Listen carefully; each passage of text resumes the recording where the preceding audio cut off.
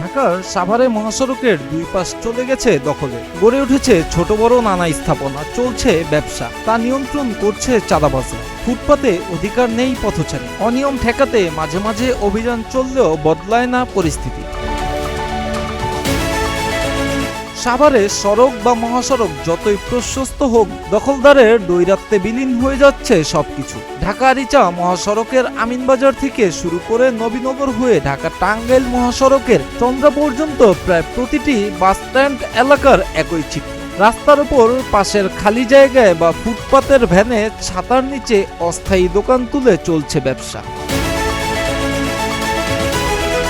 বিভিন্ন স্থানে গড়ে উঠেছে ছোট ছোট দোকান নিয়ে হাটবাজার, এমনকি আরো এসব স্থানে যানজট নিত্য সঙ্গী। ফুটপাত দখল হয়ে থাকায় পথচারীরা হাঁটেন মূল সড়ক দিয়ে। যতগুলো ফুটওভার ব্রিজ রয়েছে তাও দখল হয়ে আছে ছোট বড় টুকরি নিয়ে বসা ব্যবসায়ীদের। মানে যানজটের সৃষ্টি হয় আসলে মূলত ফুটপাতটা অবৈধ দখলের জন্য আর কি। এগুলো আসলে উচ্ছেদ করা উচিত আর কি, আমি মনে করি। দখলদারদের ছত্রছায়ায় ফুটপাত ও রাস্তার পাশে এসব অবৈধ দোকান গড়ে উঠেছে। প্রতিদিন মহাসড়কের পাশে প্রতিটি দোকান থেকে গড়ে চাঁদা আদায় হয় 100 থেকে 300 টাকা পর্যন্ত। কথা বুঝছেন, এখানে আপনার বিভিন্ন রকম চিন্তাকারী, বিভিন্ন রকম অবৈধ লোকজন থাকে, ব্রিজের মধ্যে বসবাস করে, ব্রিজের উপরে নিচে, ব্রিজের নিচে সব জায়গায় মোবাইল টানা লইয়া জায়গা। তো আমরা যখন যত সময় থাকি তত সেফটি থাকে। তা আশা করে এগুলো আমরা যদি থাকি তাহলে হয় না, যথেষ্ট পরিমাণ কম হয়।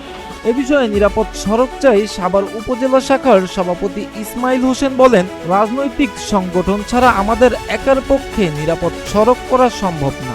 রাজনৈতিক ব্যক্তি যারা আছে, যারা নেতা আছে, বিভিন্ন সংগঠনের নেতৃবৃন্দ আছে, তাদের সদিচ্ছা ছাড়া বাংলাদেশের কোনো একক সংগঠনের পক্ষে আসলে নিরাপদ সড়ককে নিরাপদ করা সম্ভব নয়। তো আমরা চাই যে তাদের একটু সহনশীলতা, তাদের সহযোগিতা এবং সৎ ইচ্ছা থাকে, তাদের নীতি নৈতিকতার দিক থেকে তারা যদি আমাদের সহযোগিতা করে, তাহলে আমরা সকলে মিলে আমরা এগুলো পার্মানেন্টভাবে উচ্ছেদ করতে সক্ষম হব। ঢাকা আরিচা মহাসড়কের বেশ কিছু ফুটপাত দখল করে বিভিন্ন অস্থায়ী দোকানপাট, হাটবাজার বসিয়ে একটি মহল সুবিধা নিচ্ছে। এখানে লক্ষ লক্ষ টাকার চাঁদার কারবার হচ্ছে বলে অভিযোগ রয়েছে।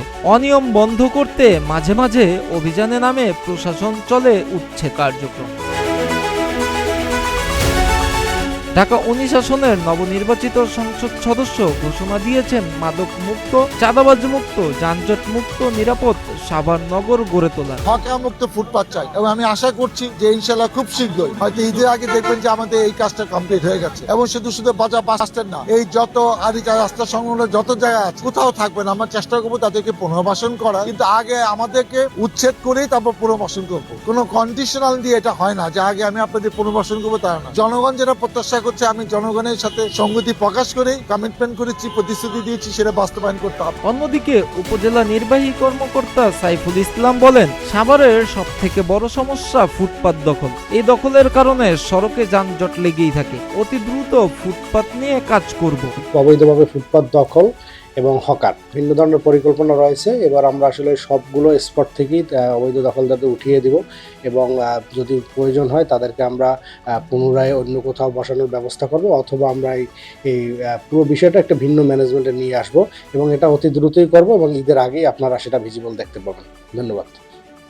মহাসড়ক হয় যেন নিরাপদ, ফুটপাত যেন থাকে পথচারীর জন্য, এমন অবস্থা দেখতে চায় সাভারবাসী।